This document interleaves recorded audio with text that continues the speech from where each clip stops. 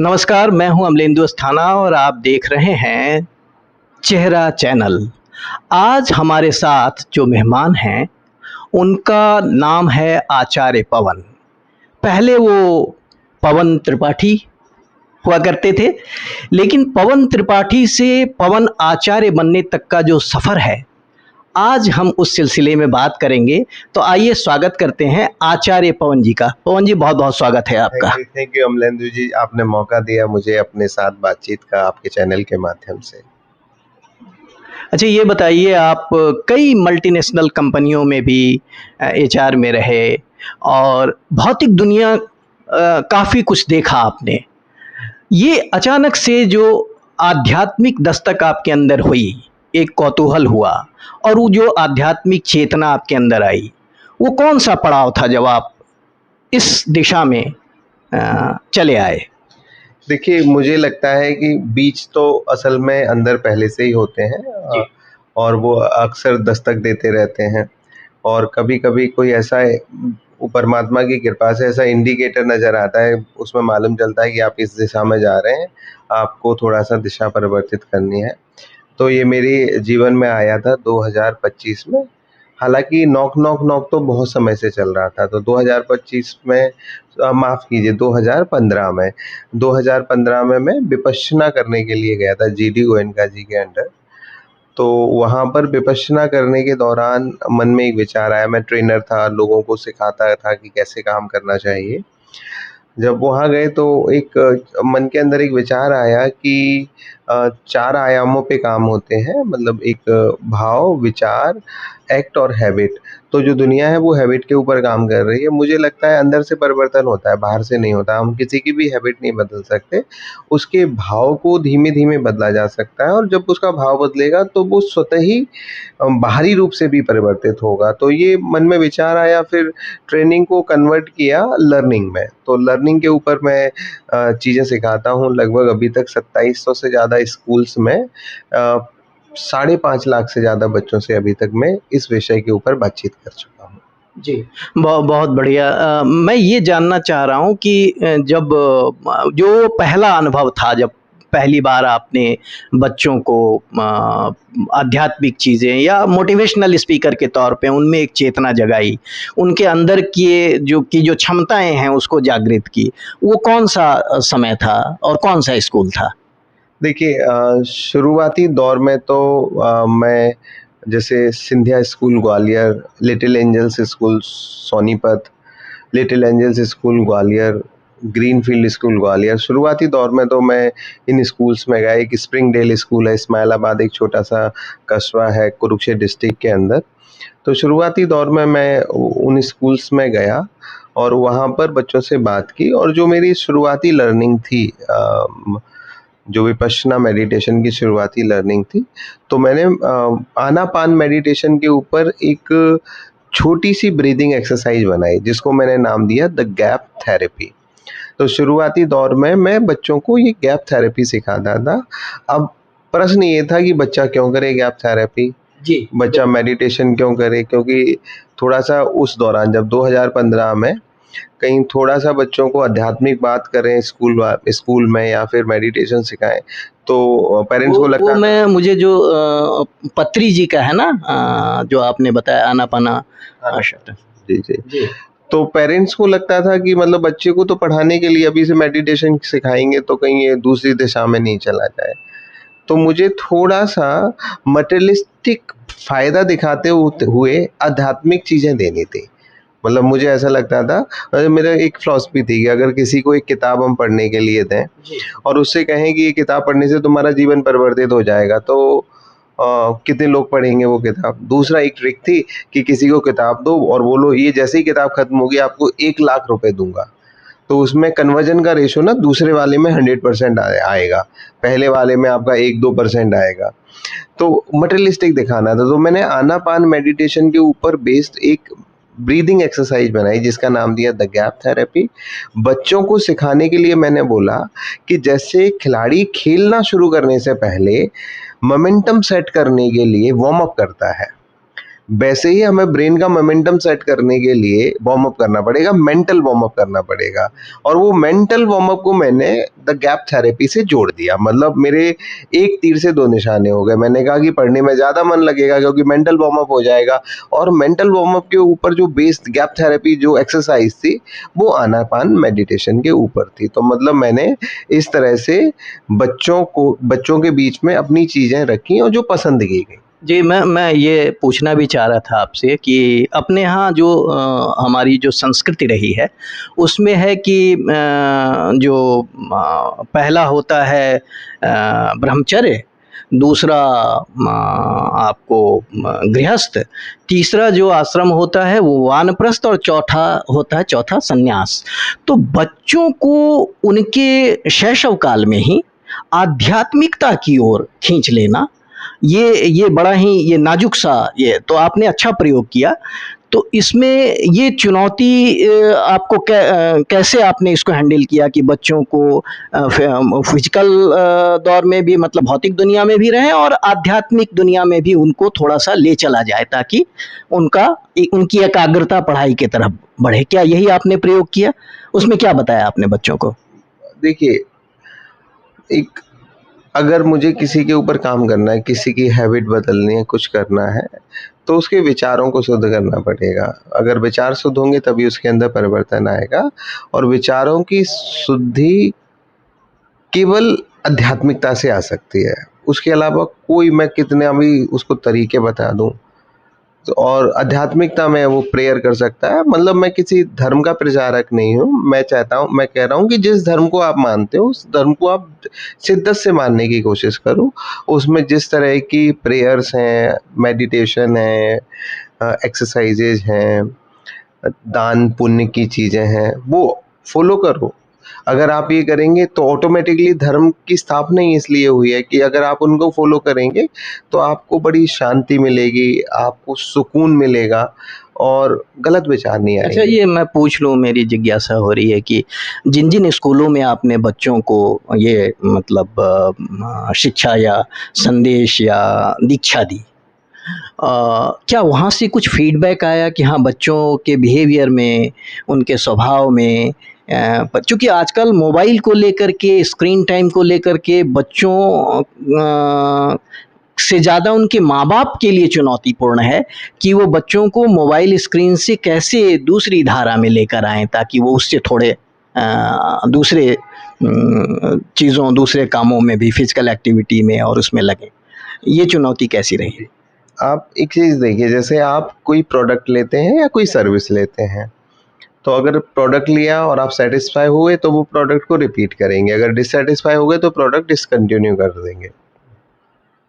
अगर आपने सर्विस ली और अगर आपको सर्विस में उसकी सर्विस ठीक लगी तो आपने उससे कंटिन्यू किया, नहीं तो आप अपने जो सर्विस प्रोवाइडर है उसे चेंज कर देंगे। तो असल तो फीडबैक ये है कि जिस स्कूल में परमात्मा की कृपा से अभी तक मैं गया हूँ, उस स्कूल में दोबारा से सेशन हुआ है, so it shows the positive feedback कि कुछ चेंज आ रहा होगा। अब जैसे एक मेरे क्या बताते हैं आप, ये मुझे बताइए, वो जानना चाहेंगे, हमारे माध्यम से भी जो बच्चे देखेंगे जानना चाहेंगे कि आप कैसे उनको। देखिए, मेरा पहनावा ऐसा लगता है, मेरा नाम, मेरा पहनावा ऐसा लगता है कि मैं अध्यात्म से रिलेटेड चीज़ें बताता हूँ, लेकिन मेरा बिलीव ये है कि अध्यात्म से रिलेटेड चीज़ों से परिवर्तन आता है। तो केवल 5% का जो तड़का है वो अध्यात्म का रहता है, वो भी अकॉर्डिंग टू जो सामने वाला क्लास है, मतलब जो सामने वाला बच्चा है, स्टूडेंट है, उसके मेंटल स्टेटस के हिसाब से। 95% मैं लर्निंग कोच हूँ। मतलब जैसे अगर किसी का पढ़ने में मन नहीं लगता है, डिस्ट्रैक्शन होता है, याद नहीं होता है, या जो बहुत अच्छे बच्चे हैं लगातार मेहनत कर रहे हैं फिर भी सफलता उन्हें नहीं हासिल हो पा रही है, तो मैंने ऐसे 15 लर्निंग टेक्निक्स बनाई हुई हैं। 3 पर पेटेंट भी है, 3 जैसे ब्रेन डायरी मेरा कॉपीराइट है, एक मैंने रिजल्ट एनालिसिस टेस्ट बनाया हुआ है, एक मेरा स्टडी है कि हमारा ब्रेन पर्टिकुलर कुछ टॉपिक्स को पढ़ने से रोकता है, तो एक टेक्निक, एक फॉर्मूला है जिससे पता लगा लेगा बच्चा। ये तो बच्चों पे डिफर भी तो करेगा कि किसी की रुचि कुछ है, किसी की रुचि कुछ है। असल में फॉर्मूला है, जैसे किसी का बीपी 75 और 115 है, किसी का 140 90 है, मशीन तो एक ही है बताने की। जी मतलब आप रुचि ऐसे कर सकते हैं, उसका बीपी डिफर है लेकिन जी मशीन बताने की एक ही है। तो वो एक मशीन है, मैं उस तरह से काम करता हूँ, बताता हूँ, और वो बच्चे अगर फॉलो करते हैं। अब जैसे एक स्कूल का उदाहरण देता हूँ, बहुत बड़ा स्कूल है, करनाल इंटरनेशनल स्कूल करनाल में। जो वहाँ के डायरेक्टर हैं प्रकाश जोशी जी, वो पहले किसी दूसरे स्कूल में थे। तो जब वो किसी दूसरे स्कूल में थे तो वहाँ पर मैंने ब्रेन डायरी बनाने के लिए दिया, तो वहाँ पे बच्चों ने ब्रेन डायरी नहीं बनाई। मतलब ये बात होगी 2018 की, कोविड से पहले की। कल उनसे मेरी मुलाकात थी, तो कल उन्होंने मुझे बताया कि अब जो उनका खुद का स्कूल है करनाल इंटरनेशनल, जो बहुत अच्छा कर रहा है, सारे हिंदुस्तान के बहुत अच्छे बच्चे उसमें एडमिशन लेते हैं, बहुत अच्छा नीट में, एनडीए में और आईआईटी में रिजल्ट भी दे रहा है। तो उन्होंने बताया कि जब उन्होंने क्या स्टार्ट किया तो उन्होंने पहले दिन से ही वो ब्रेन डायरी बनाने वाला कॉन्सेप्ट एप्लीकेबल कराया बच्चों के ऊपर। तो कुछ बच्चों ने रिटर्न में दिया। अब हम उसको ब्रेन डायरी है। क्या ब्रेन डायरी बेसिकली एक अकाउंट बुक ऑफ स्टडी है, जिसमें बच्चे को जो सुबह से लेके शाम तक जो जो पढ़ाई करनी की होती है, रात में सोने से पहले वो टॉपिक्स लिखने पड़ते हैं कि कौन कौन से टॉपिक्स आज मैंने कवर किए। तो ये एक अलग से मोनोटोनस नहीं है बच्चों के लिए कि फिर रात में वो बैठ के डायरी लिख रहे हैं? नहीं नहीं, मतलब ये कमाल की चीज है। दिन भर पढ़ाई करे फिर रात में एक अतिरिक्त बोझ उन पे। असल में वो बोझ उतारने का सिस्टम है। अच्छा। हाँ, मतलब जैसे आप मान के चलिए, जैसे मान के चलिए आप दिन भर काम किया और बाथरूम में जाके आप हाथ पैर धोने के बाद बिस्तर पे जा रहे हैं, तो जो बाथरूम में हाथ पैर धोना, मुंह धोना, वो मोनोटोनस नहीं है, वो थोड़ा वजन हल्का करना है। ऐसे ही ब्रेन डायरी असल में थोड़ा वजन हल्का करने का तरीका है, क्योंकि जो जो उसने टॉपिक पढ़ा वो लिख दे। अब लिखने से क्या होता है कि वो एक बड़ा देखने में बड़ा लगता है कि डायरी तो लिखना है, लेकिन इसके पीछे 2 नोबेल प्राइज विनर्स लोगों की रिसर्च है। अच्छा, कौन-कौन है वो? एक को 2012-13 में मिला है, डॉक्टर सुडॉफ। डॉक्टर सुडॉफ की जो भी रिसर्च है जी। वो एक पर्टिकुलर पॉइंट के ऊपर है कि neurons that fire together that wire together. मतलब अगर आप किसी एक विचार को सोचते हैं जो आपके साथ घटित हुआ है, जी। तो जब भी उस विचार से रिलेटेड कोई सी भी चीज आएगी तो उस दौरान जितने भी न्यूरॉन्स एक्टिव थे उनमें थोड़ा बहुत स्पंदन, वाइब्रेशन होगा। तो neurons that fire together that wire together. मतलब इसका क्या फायदा हो रहा है, जब ब्रेन डायरी में वो हल्का सा भी एक पॉइंट लिख रहा है, जी। तो जब वो पॉइंट लिखता है तो उसके सारे के सारे न्यूरॉन्स एक्टिव हो जाते हैं जो पढ़ते समय थे। तो इसको इनडायरेक्ट रिवीजन बोला जा सकता है कि एक इनडायरेक्ट रिवीजन हो जाता है। असल में 1880 में हरमन एमिंगॉस ने कहा है कि रात में सोते समय, मतलब अगर मैं उसको छोटे अपने शब्दों में कह रहा हूँ, हरमन एमिंगॉस ने तो फॉरगेटिंग कर बनाया। अगर उसने सुबह 8 बजे पढ़ा है और बीच में कुछ भी उसके बारे में नहीं सोचा है, तो हरमन एमिंगॉस के अनुसार 60% तो मतलब ड्रेन आउट हो गया, मतलब वो जा चुका है, तो उससे थोड़ा बहुत बढ़ जाता है। दूसरा जो 1904 में 1904 में रशियन साइकोलॉजिस्ट इवान पावलोव को नोबेल प्राइज मिला क्लासिकल कंडीशनिंग के ऊपर। हमारा ब्रेन रिटेन करने के लिए पर्पस ढूंढता है। अगर उसको कोई सा भी कंटेंट हम देंगे वो रिटेन तब करेगा जब उसमें कोई पर्पस होगा। तो ब्रेन डायरी में असल में जब बच्चा 21 दिन तक बना लेता है, तो 22वें दिन जब वो पढ़ रहा होता है, तो हिप्पोकैम्पस ही सारी की सारी कार्यस्तानियां करता है ब्रेन के अंदर। हिप्पोकैम्पस को लगता है कि पर्टिकुलर हिप्पोकैम्पस क्या है? हिप्पोकैम्पस एक ब्रेन के अंदर एक छोटा सा अंग है। अच्छा। अब इसके पीछे भी कहानी है। हेल्थ HM, पेशेंट HM के नाम से एक बुक है, हेनरी मेल्सन नाम है पेशेंट का। उन्हें मिर्गी के दौरे आते थे, उन्होंने दुनिया में इलाज करा दिया, उनका मिर्गी का दौरा ठीक नहीं हो रहा था, तो एक डॉक्टर ब्रूचर कोई यूएस बुद्ध को भी आते थे एपिलेप्सी, मिर्गी के दौरे। हाँ बुद्ध को भी आते जी। तो असल में क्या हुआ, हेनरी मेल्सन ने एक डॉक्टर ब्रीचर से इलाज कराया, तो उन्होंने उनका हिप्पोकैम्पस निकाल दिया और उनके मिर्गी के दौरे सही हो गए। लेकिन उन्हें मेमोरी डिसऑर्डर स्टार्ट हो गया, मतलब वो खाते खाते भूल जाते थे कि क्या कर रहे हैं। उसके बाद हिप्पोकैम्पस की वर्किंग के बारे में मालूम चला कि हमारी मेमोरी को भी चैनलाइज करने का काम करता है। बहुत से काम है, ब्रेन के अंदर एक छोटा सा पार्ट होता है हिप्पोकैम्पस। तो हेनरी मेंसन का ब्रेन अभी भी सजो के रखा हुआ है। उसके बाद हिप्पोकैम्पस के ऊपर बहुत सारी स्टडी हुई है। तो ब्रेन को प्रोग्रामिंग करने का काम हिप्पोकैम्पस करता है। अब वो ब्रेन डायरी में क्या होता है कि हिप्पोकैम्पस को पर्पस मिल जाता है कि जो भी पढ़ रहा है, जैसे मान के चलो उसने थेल्स रिवीजन का, हाँ, हिप्पोकैम्पस को मालूम चल जाता है अगर ये पढ़ रहा है तो इस कंटेंट को मुझे संभाल के रखना है। क्यों? क्योंकि इस कंटेंट के बारे में टैगलाइन लिखनी है शाम को कि सुबह क्या पढ़ा था। तो ब्रेन पे तो बहुत रिसर्च हुए हैं और ब्रेन लिमिटलेस भी है, क्योंकि ब्रेन हम जितने जितने जीबी हमारे मोबाइल में है, मतलब उससे आप काउंटलेस उसकी उसकी कल्पना भी हम नहीं कर सकते हैं। मैं थोड़ा सा आध्यात्मिकता की तरफ आपको ले चलता हूँ। ये जो फिजिकल वर्ल्ड है और डिवाइन वर्ल्ड है, फिजिकल वर्ल्ड और डिवाइन वर्ल्ड दोनों के बारे में आप अगर एक एक पंक्ति आपसे पूछूं तो क्या कहेंगे आप? फिजिकल वर्ल्ड, फिजिकल वर्ल्ड मुझे लगता है कि भगवान को कठपुतलियों का खेल पसंद था, तो उन्होंने कठपुतली बना दी है देखने के लिए। जी जी, अच्छा। और आनंद ले रहा है ऊपर से। जी, ये फिजिकल और वर्ल्ड। डिवाइन वर्ल्ड क्या है?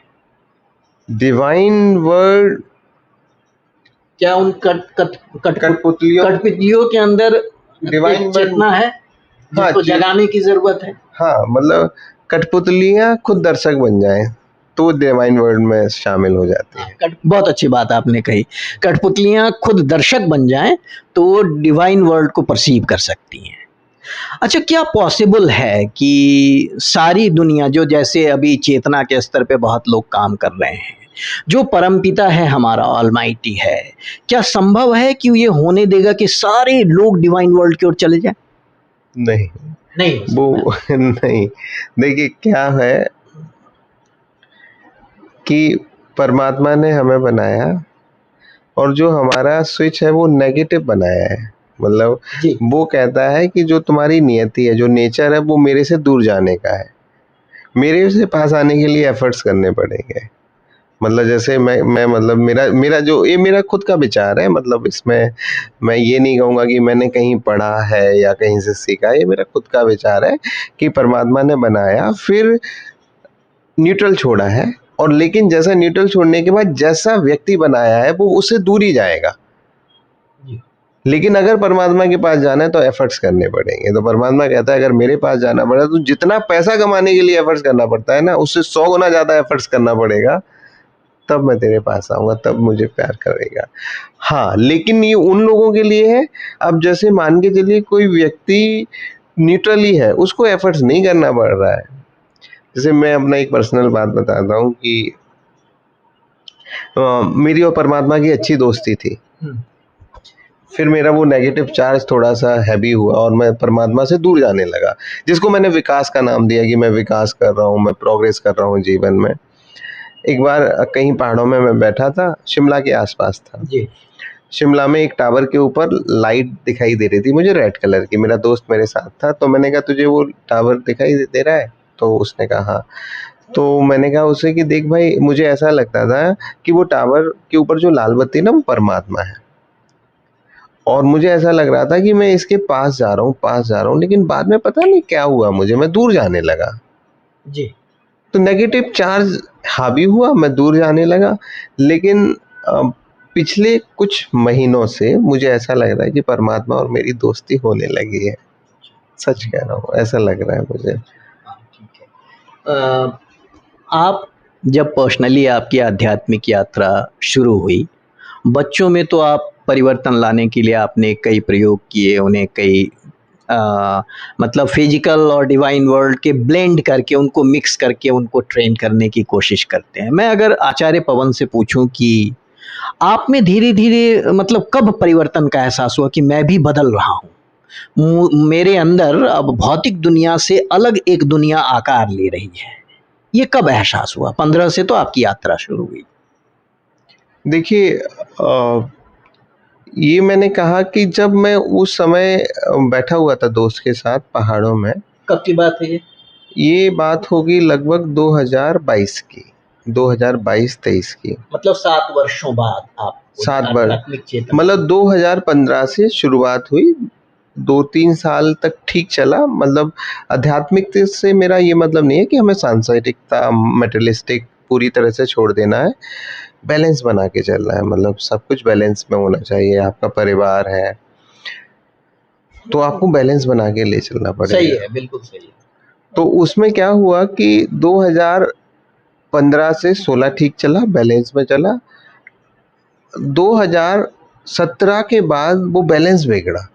मैं सांसारिकता मटेरियलिस्टिक वर्ल्ड में ज्यादा चला गया। मतलब ज्यादा पैसा, इसको ऐसे भी सिंपल सी भाषा में बोलूं, मैं पैसों के पीछे भागने लगा। मैं ऐसा कहूँ, अगर ऐसा सोचूं, मैं जो सोचता हूँ कि जो परमपिता ने, ऑलमाइटी ने, सर्वशक्तिमान ने, ईश्वर ने जो दुनिया बनाई है, उसमें दो ध्रुव बनाया। एक फिजिकल जो भौतिक दुनिया है, एक आध्यात्मिक दुनिया है। कई बार आपको वो आध्यात्मिक दुनिया के दरवाजे खोलकर दिखाती है। कुछ दूर आप चलते हैं, फिर वो उसे आपको भौतिक दुनिया में खींचती है कि देखें अब इसमें मतलब जो गया ये कितना परिपक्व हुआ है। तो वो चुनौतियां आती हैं कि आप उससे कितना विमुख होते हैं। तो ये आपके साथ लगता है हुआ? हाँ, मेरे साथ देखिए क्या है कि बिल्कुल सच बात बोली, मेरे साथ तो हुआ ही है। परमात्मा ने बिल्कुल ऐसा ही बनाया है। एक मटेरियलिस्टिक ध्रुव है और एक स्पिरिचुअल ध्रुव है। अब लेकिन वो मटेरियलिस्टिक ध्रुव के गेट ज़्यादा समय तक खोलता है, और जो स्पिरिचुअल ध्रुव है उसके गेट बहुत थोड़े से समय के लिए खोलता है। जी। और इसको अगर मैं बोलूँ तो टॉलस्टॉय ने भी एक कहानी में लिखा हुआ है कि हम एक खिलौने हैं चाबी भरने वाले, और भगवान चाबी भरता है फिर छोड़ देता है। हाँ, फिर बोलता है कि जो चाबी खत्म होती है, तो जैसे चाबी खत्म होती है अपने पास वो रखता है, हाथ फेरता है। ये वही दौर है कि अगर इतने में खुल गए, इतने में जाग गए, तो वो स्पिरिचुअलिटी वाला दौर है। नहीं तो वो फिर से चाबी भर के छोड़ देगा। जैसे फॉर एग्जांपल, अगर हम किसी की अंतिम यात्रा में शामिल होते हैं, तो जब उसको अग्नि दी जाती है, तो उस वक्त थोड़ा सा खुलता है दरवाजा कि सब कुछ असहारा है, ये इतना कमाया इसने, यहीं रह गया। लेकिन जैसे ही बाहर आए और नल पर पानी हुआ, तो वो हाँ, थोड़ी से क्षण के लिए खुलती है। वो बिल्कुल थोड़े से क्षण के लिए खुलती है। अगर व्यक्ति अच्छी किताबें पढ़ता है, मतलब जैसे कैसे बैलेंस बनता है, कैसे देखिए, दो तरह का ज्ञान होता है जो मैं सोचता हूँ। एक तो आप किताबों को अध्ययन करते हैं तो उससे आपका ज्ञान आता है। एक इंट्यूटिव नॉलेज होता है जो स्वतः आत्मज्ञान जिसको कहते हैं। तो किताब पढ़ने से एक दस्तक सी होती है, उसके बाद आपकी चेतना जागृत होती है, जो मुझे लगता है। और आप तो आचार्य हैं, मुझे ये लगता है कि जो ऊपर वाले ने ये दुनिया बनाई है, आपने बड़ी अच्छी बात कही कि वो संतुलन के लिए बनाई है। लेकिन हमें ये समझना है, अगर मैं आप चूंकि उसको समझ पाए तो, कि आध्यात्मिक दुनिया जो है और भौतिक दुनिया जो है, दोनों में एक संतुलन की जरूरत है। आप और ईश्वर कभी भी दोनों दुनिया को एक साइड, एक धारा में नहीं ले जा सकता। क्या? देखिए, बिल्कुल सच कहा आपने। हम जैसे एक 1922 की लिखी हुई किताब है, पतली सी किताब है, सिद्धार्थ, हरमन हेंस ने लिखी हुई है। उसका एक कैरेक्टर है सिद्धार्थ। कौन सी किताब है? सिद्धार्थ। सिद्धार्थ, वो बुद्ध के ऊपर? नहीं नहीं नहीं, हाँ, मतलब एक कैरेक्टर है, नाम मिलता जुलता है, और वो कैरेक्टर भगवान बुद्ध के पास भी जाता है शांति के लिए, और थोड़ी दिनों तक रहता भी है। फिर उसे लगता है कि जो भगवान बुद्ध की चीज़ें हैं उनसे उन्हें शांति मिल गई, मुझे तो ढूंढने के लिए और कुछ करना पड़ेगा।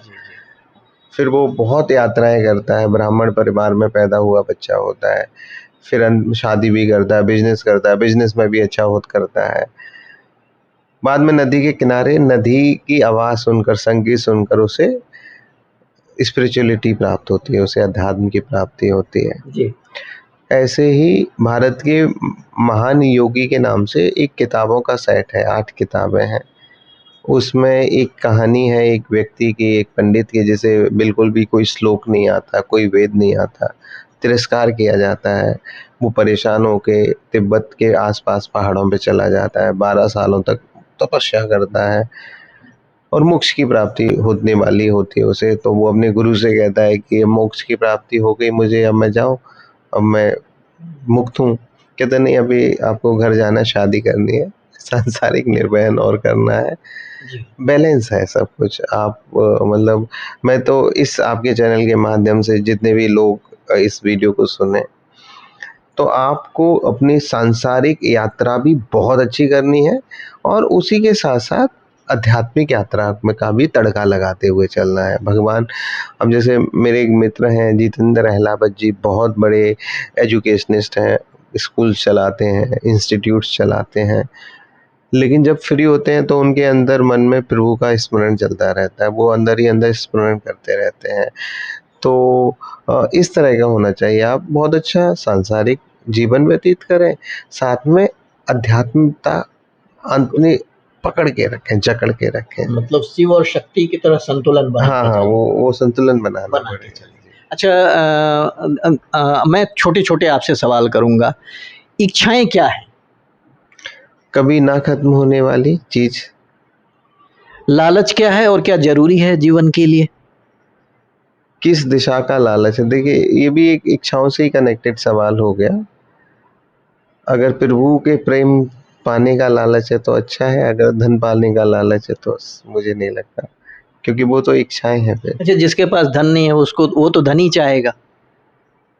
हाँ, अच्छी बात है, जिसके पास धन नहीं है वो धन चाहेगा, लेकिन पहले से डिसाइड कर ले कितना चाहेगा, क्योंकि जब एक बार आ जाएगा तो और चाहेगा, फिर चाहेगा, फिर वो मटेरियलिस्टिक ध्रुव, जो नेगेटिव ध्रुव, उसकी तरफ बढ़ता जाएगा। हाँ, अंत में जाके उसे ये एहसास होगा कि एक वक्त मेरे पास धन तो आ गया, लेकिन शायद मैं परमात्मा से दूर हो गया थोड़ा सा। अच्छा, आध्यात्मिक सफर पर चलने के लिए जैसा मैं देखता हूँ कि क्या आध्यात्मिक पहनावे की भी जरूरत होती है? नहीं, ऐसा कुछ नहीं है, ऐसा कुछ नहीं है। और जो मेरी वेशभूषा है, मैंने 2015 के बाद ही कुर्ते पजामे पहनना स्टार्ट किया है। कभी कभार फैमिली के साथ होता हूँ मैं जीन्स टी शर्ट, कभी कभार फैमिली के साथ होता हूँ तो मैं जीन्स टी शर्ट भी पहनता हूँ। ये ये ये जो पहनावा है, जो मैं पहनावा पहनता हूँ, वो इसलिए है कि बच्चे को एक मैसेज देना चाहता हूँ मैं, क्योंकि मैं अपने लेक्चर से थोड़ा-सा दिखाने की कोशिश करता हूँ कि जो मैं बातें कर रहा हूँ वो बहुत इंटेलेक्चुअल बातें हैं और मेरा पहनावा भारतीय है। तो एक ब्लेंड तैयार करता है, मतलब बच्चों को अपनी संस्कृति की तरफ। अपनी संस्कृति की तरफ, क्योंकि नहीं तो अभी बच्चों को लगेगा कि हमें बहुत बड़ा मोटिवेटर बनना है, लेकिन हमें कोट पहनना है, तो शायद वो मुझे देखकर मोटिवेटर बनना चाहें और डिसाइड कर लें। मैंने भी तो किसी को देख के डिसाइड किया है। ओके, कौन है जिनको देख के आपने डिसाइड किया? मैं उनसे कभी तो मिला नहीं, बट सोनीपत में एक स्कूल है, जेपी जैन ऐसे या एपी जैन, अब मैं थोड़ा भूल रहा हूँ, उनके प्रिंसिपल थे, मतलब रिटायर होने वाले ही थे, शायद भगवान ने उन्हें मेरे से मुलाकात करने के लिए ही रोका हुआ था वहाँ पे। तो उन्होंने अपने बच्चे के बारे में, मुझे ये परसेप्शन था कि हमें जीन्स कलरफुल कपड़े पहन के लेक्चर देना चाहिए, तो उन्होंने अपने बच्चे के बारे में बताया कि वो बिल्कुल कुर्ते पजामे में पहनता है और विदेशों में भी लेक्चर देता है, पार्लियामेंट में जाके लेक्चर देता है। हालांकि उस व्यक्तित्व से कभी मुलाकात नहीं हुई, लेकिन उस दिन मैंने ठान लिया था कि मैं भी ऐसा ही करूँगा। बहुत सही। अच्छा, ये जो वाइब्रेंट कलर्स हैं आपके, कभी आप नीले कुर्ते में, कभी इस तरह के, ये इसका सिलेक्शन कौन करता है? क्या आपकी धर्मपत्नी करती है या खुद करते हैं? नहीं, मतलब क्या रहता है कि जो हमारा मतलब सपोर्ट है, जैसे जो 3-4 लोग टीम में हैं, वो कहते हैं कि सर वाइब्रेंट कलर में फ़ोटो अच्छे आते हैं। जैसे आप लेक्चर दे रहे होते हैं तो इस तरह के कलर में थोड़े से पिक्चर्स अच्छे आ जाते हैं, मतलब जो हमें सोशल साइट्स पे डालने में सहूलियत हो जाती है। इसलिए देखिए, ब्लेंड है पूरा का पूरा। जैसे मेरा मेरा मैं चाहता हूँ कि मैं जाऊँ और बच्चा सोचे कि मैं आध्यात्मिक बात करूँगा, मैं साइंटिफिक बातें करता हूँ। फिर जब साइंटिफिक बातें करता हूँ तो उन्हें वो उनकी क्यूरियोसिटी वो बनी रहनी चाहिए मुझे देखने के बाद। तो मैं वो सादा कपड़े, कुर्ते पजामे, बट कलरफुल कुर्ते पजामे। अच्छा, मैं आप जो काम कर रहे हैं वो तो बहुत ही महत्वपूर्ण है बच्चों के लिए, लेकिन बच्चों बच्चों तक ही आप सीमित हैं। पेरेंटिंग जो मुझे लगता है ये एक बड़ी चुनौती है। तो क्या आपकी कोई योजना भी है कि हम बच्चों के माँ-बाप से भी मुखातिब हों कि बच्चों को सींच रहे हैं और वो जितनी ऊर्जा और जितनी सकारात्मकता लेके जा रहे हैं, घर के माहौल में वो सब बिखर जा रहा है।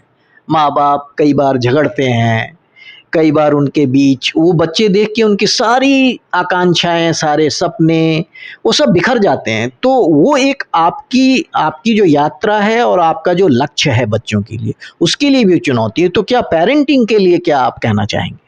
देखिए बहुत अच्छा आपका सवाल है। इसको एक सिंपल से उदाहरण से समझते हैं कि हिंदुस्तान में बहुत सारे लोग टीचर्स हैं, प्राइवेट, गवर्नमेंट। जब कोविड आया तो कोविड में एकदम नियम बना कि हम ऑनलाइन क्लासेस, तो बहुत सारे लोग इतने कॉम्पिटेंट नहीं थे। तो मतलब चीज़ें बदलती हैं, मतलब सॉफ्टवेयर बदलते हैं, हमें अपने आप को अपडेट करना पड़ता है। जी, जी। तो इसी प्रकार से क्या है कि जो बच्चा है आज के दौर में उसकी मानसिकता चेंज हो गई है। जैसा जैसा हम थे, जैसा हमारा नज़रिया था अपने माता-पिता के प्रति, वैसा नहीं रहा है। तो जब पहले क्या माना जाता था कि जो पेरेंटिंग है वो यूजुअल है, मतलब जैसे पहले होती आई है वैसे ही आगे चलती रहेगी। लेकिन अब ऐसा नहीं है, अब चीज़ें बदल गई हैं। आपका बच्चा शायद हो सकता है आपसे ज़्यादा जानता हो, जी। आपके बच्चे को मालूम है कि मेरे अधिकार क्या हैं। हमें तो मालूम था कि माता-पिता ही सब कुछ है, उन्होंने डाँटा हमारी भलाई के लिए डाँटा। आज के बच्चे का थोड़ा बहुत चेंज आया हुआ है। तो अब ये चेंज आया है तो उसमें पेरेंट्स को भी अपने आप को जी। अपडेट करना पड़ेगा, थोड़ा-सा अपने आप को बदलना पड़ेगा। लेकिन मेरा सेमिनार करने का कोई मूड नहीं है। ग्रुप में बच्चों पेरेंट्स को बुला के उनको इकट्ठा करके उनसे पेरेंटिंग के बारे में बातें करने का नहीं है। हाँ, लेकिन उनके बारे में आर्टिकल या बुक लिखने का ज़रूर प्लान है, जो पेरेंटिंग के बारे में होगी। और निश्चित तौर पर अगर उसे कोई पढ़ेगा और अपनाएगा तो फ़ायदा होगा। और मतलब जैसे जितने भी जो माता-पिता हैं और जिनके बच्चे हैं, मतलब जो माता-पिता जिनकी उम्र 40-50 साल है, जिनके बच्चों की शादियाँ होने वाली हैं, तो जभी भी उनके बच्चों के बच्चे होने वाले हों, तो प्लीज़ उन्हें थोड़ा-सा एक्सप्लेन करें, थोड़ी-सी काउंसलिंग करें। विदेश में कल्चर है कि जब प्रेगनेंसी होती है तो पेरेंटिंग से रिलेटेड किताबें पढ़ने का कल्चर है थोड़ा-सा। तो मैं चाहता हूँ थोड़ा-सा यहाँ के लोग भी इस बात के लिए अवेयर हों। चीज़ों को थोड़ा-सा बदलना पड़ेगा क्योंकि छोटा बच्चा साइकोलॉजिस्ट होता है। 2 महीने के बच्चे को पता होता है कि माँ को बुलाना है, माँ को बताना है, मुझे क्या चाहिए वो माँ को मैं रोकर अपने चेहरे के एक्सप्रेशन से करके, हँस कर सकता हूँ। बच्चा साइकोलॉजिस्ट है। अच्छा आचार्य पवन, घर में चैतन्य आपके बेटे का नाम है, तो उससे क्या सब बातें होती? उसके साथ मस्ती करता हूँ मैं। उसके साथ मस्ती करता हूँ, खेलता हूँ, बातें करता हूँ, पढ़ाई से रिलेटेड भी जैसे चाहे आचार्य पवन कभी गाना गाते हैं साथ में उनके? हाँ, गाना गाता हूँ, डांस करता हूँ।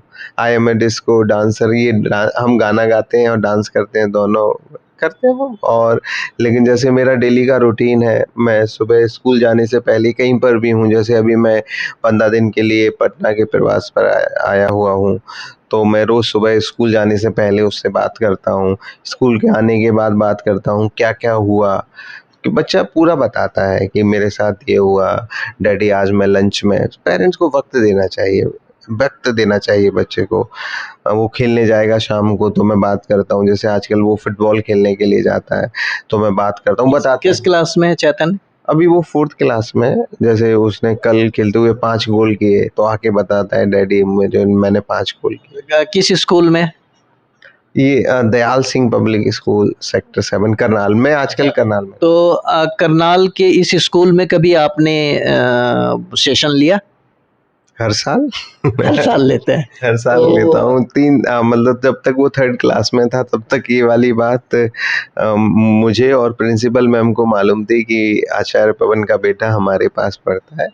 लेकिन इस साल वो थोड़ा बड़ा हो गया है, तो सबको पता चलने लगा है, क्योंकि जो स्कूल की पत्रिका होती है या स्कूल का एक ट्रिब्यून का पेपर निकलता है स्कूल से रिलेटेड, उसमें फ़ोटो आया और उसने पूरी क्लास में ये मेरे पापा हैं, मेरे पापा। तो अच्छा, कभी वो सुने आपको सेशन लेते हुए चैतन्य?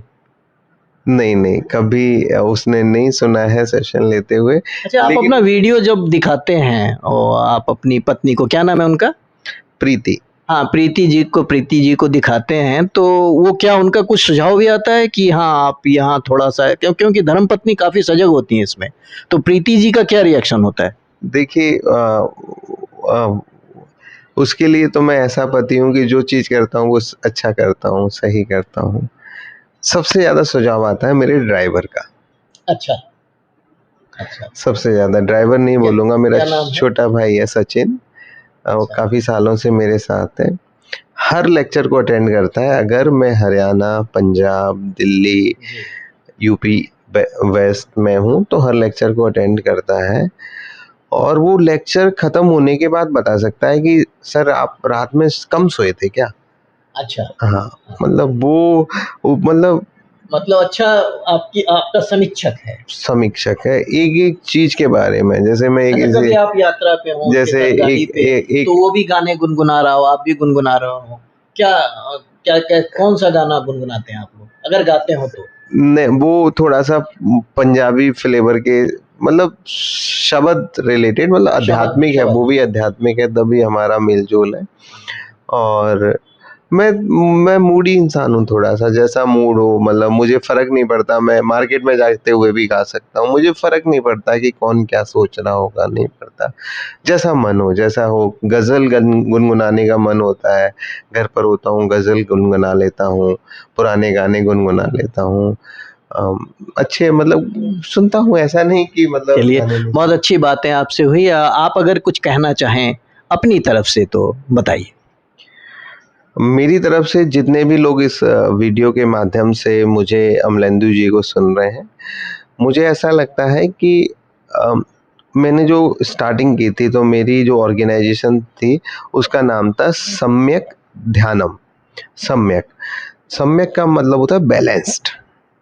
मतलब जैसे आजकल मैं स्कूल्स में जाता हूँ तो मैं कह रहा हूँ कि आनंद मैनेजमेंट थ्योरी बता रहा हूँ, तो उसमें बताता हूँ कि पढ़ते ही नहीं रहना है, थोड़ा-सा मौज मस्ती भी कर लेना है। मौज मस्ती ही नहीं करते रहना है, थोड़ा-सा पढ़ भी लेना है। ऐसे ही अगर आप अपनी सांसारिक ज़रूरतों को पूरा करने में लगे हुए हैं, रिलेशंस को निभाने में लगे हुए हैं, सामाजिकता के कार्य करने में लगे हुए हैं, आपको करते रहना है, लेकिन थोड़ा-सा वक़्त अपने लिए ज़रूर ज़रूर निकालना है। निकालना है। बहुत-बहुत अपने धन्यवाद। लिए भी 2 जी। प्रकार से, एक शारीरिक स्तर पे अच्छा खाएँ-पिएँ, एक्सरसाइज़ करें, प्राणायाम करें, और आध्यात्मिक स्तर पर भी जिससे भी कनेक्शन बनाना चाहते हैं, जिस भी परमात्मा से जो भी रास्ता पसंद है, तो 5-10 मिनट पर डे ज़रूर दें। तो दोनों तरह से, एक शारीरिक और दूसरा मानसिक दें। मानसिक, शारीरिक और मानसिक, बहुत अच्छी बातें हुई। बहुत-बहुत आभार आचार्य पवन जी का, हमें बहुत वक़्त दिया। आप सब लोग सुने, चैनल को लाइक और सब्सक्राइब करें। हम फिर मिलेंगे किसी और विषय पे, आध्यात्मिक विषय पे ही आप लोगों से फिर चर्चा होगी। बहुत-बहुत आभार। बहुत धन्यवाद। Thank you very much.